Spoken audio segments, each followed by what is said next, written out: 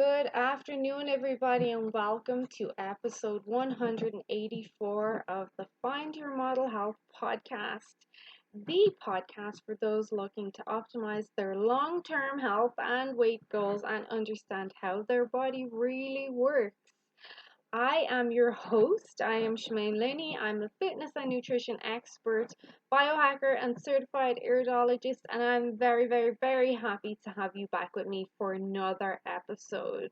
I hope you're all really well as we're coming to the end of April now. The weather has been glorious. The sun is shining, the breeze is warm. That's just perfect. That is perfect in my opinion. Warm weather, sunshine, cool breeze is just perfect. With that in mind, I'm not going to keep you too long on this podcast episode because I do want you to go out and get your very essential UV rays. So this week's episode, we're just going to look at, I suppose you'd call it a hack.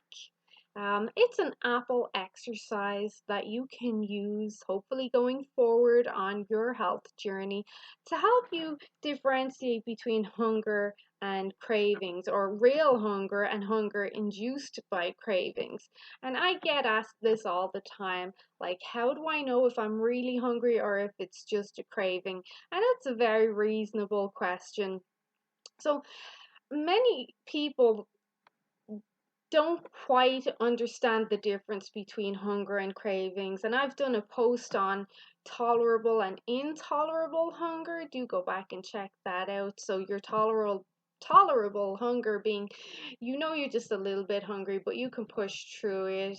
But that intolerable hunger is where you're feeling weak, you're feeling nauseous, you're really feeling not well, you maybe are heaving if it's really bad, so that's quite intolerable. But when we look at hunger and cravings, well, cravings do induce a sense of hunger, but it's a false hunger generally. Um, and it can be induced by smelling certain foods or seeing certain foods.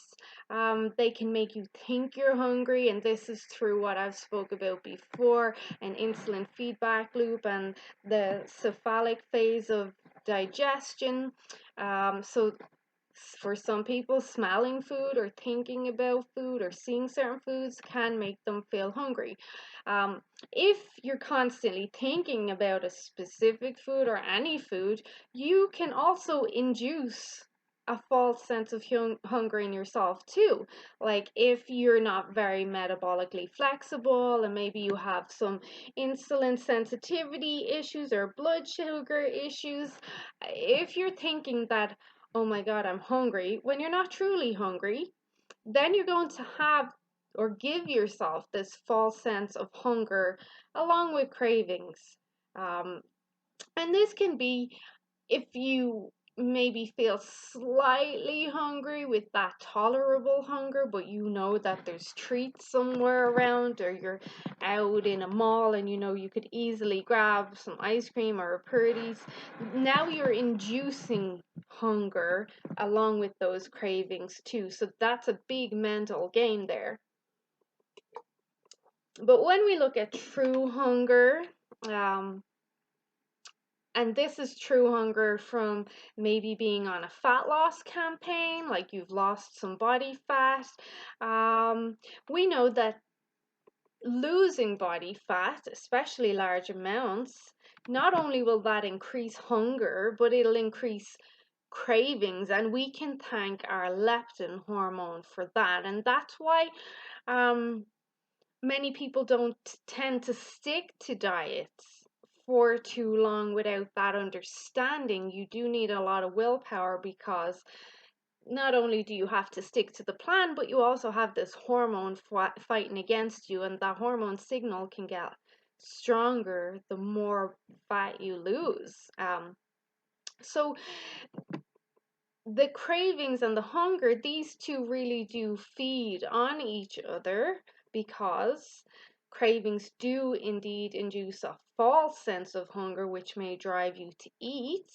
But real hunger, of course, can drive cravings too. So you're going to eat, but the chances are, if you're in this severe state of intolerable hunger, you may just grab the closest cookies. Um, and in terms of biofeedback, knowing the difference between real, true hunger versus just having cravings can be the difference between reaching your goal weight or your goal physique. So we can use a little exercise to help us differentiate between the two, but also give ourselves some control. So now you understand that yes, cravings can induce a false sense of hunger, but then real hunger can connect or correlate to cravings depending on the environment, I would add. Um, but when body transformation is the goal, understanding the hunger and craving signals you're receiving, so this biofeedback, is going to be very important. And what I'm going to give you now is a very simple tool, a trick of the trade, as we might say, to help you know the difference between the two. And then you'll be able to properly gauge and read that biofeedback that you're getting. And how we do this is through what we call an apple exercise. And there's an old saying among weight loss and bodybuilding and metabolism experts that say no one ever got fat by eating too many apples. And this is a true statement for many reasons. If you follow me and my content, you know I talk a lot about apples. They're probably one of my favorite foods along with steak. Um, I did a whole podcast episode dedicated purely to why apples, in my opinion, are one of the best foods on the planet, are a complete food. Um, but most people will not get fat by eating too many apples. One, there we've got to consider how much energy we use on digestion, but also most people don't want to eat more than two apples. It's not very appealing. You have one and maybe you're halfway through the second one and you're like, oh, I'm over this. I'm done. Um, so we're going to keep that in mind from now on, moving forward on our journey, hopefully, and that includes me too, because I'm only human too, believe it or not. We're going to use apples to help clarify psychological hunger, so our true hunger versus what's just a craving. And I'm not getting into what would cause the cravings either, because there's many things, and I've done lots of podcasts and um, posts on that topic, so we know there's many things that could cause. But when you're in the moment, we're going to use this exercise, and the apple exercise can help you become able to differentiate between these two things. um, so not only your true hunger and cravings, but also your cravings, hunger versus, sorry, I didn't say that right. Your true hunger versus hunger that was triggered by cravings. So we're kind of using this for three things. So how do you do the apple exercise? Well, basically, and this is very basic. This is so simple, it's going to blow your mind. Um, you're going to ask yourself this question: am I hungry enough right now to eat two apples? Like, am I really hungry enough right now to eat two apples? If the answer is no, then it's very likely that cravings are triggering a sense of false hunger. And this is just cravings. If eating two apples right now, you're like, no, I don't feel like doing that, then that's not true hunger. Then you know you are not really in need of food metabolically or physiologically. You're not in that deep energy deficit. You're not even in deep fat burning mode, dare I say, and you may be just experiencing tolerable hunger with a bit of cravings connected because maybe someone's baking fresh cookies around you, maybe you've had a stressful day, maybe you're just in a specific environment or something's going on, but you're not experiencing true hunger or intolerable hunger. So that's important and will be a really good tool for many people. I've got specific clients in mind that I think this is going to be awesome for them.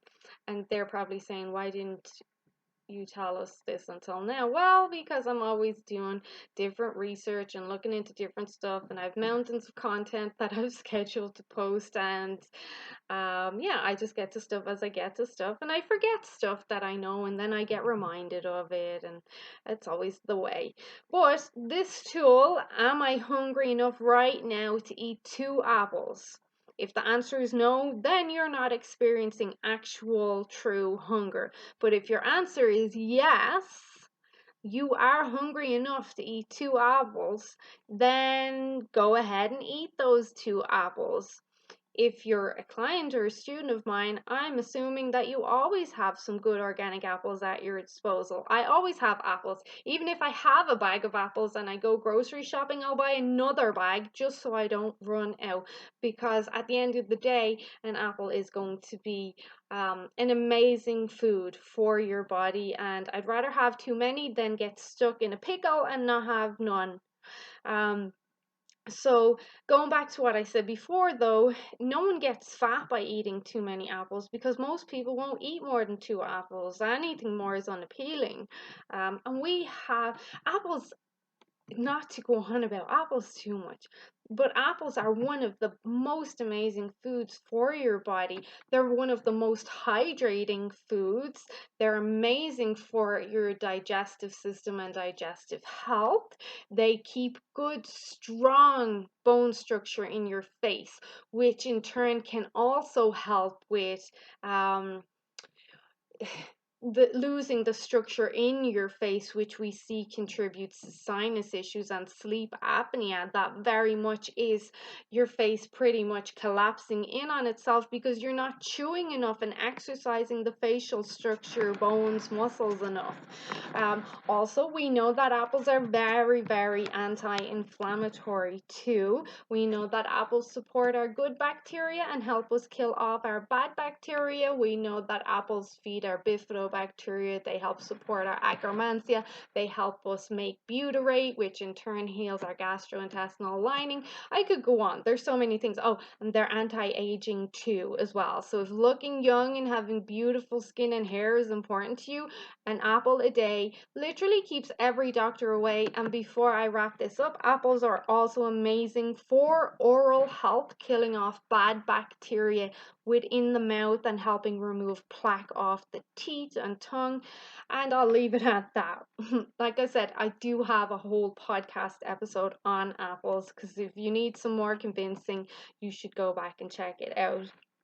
Okay, so this apple exercise in itself works on several levels.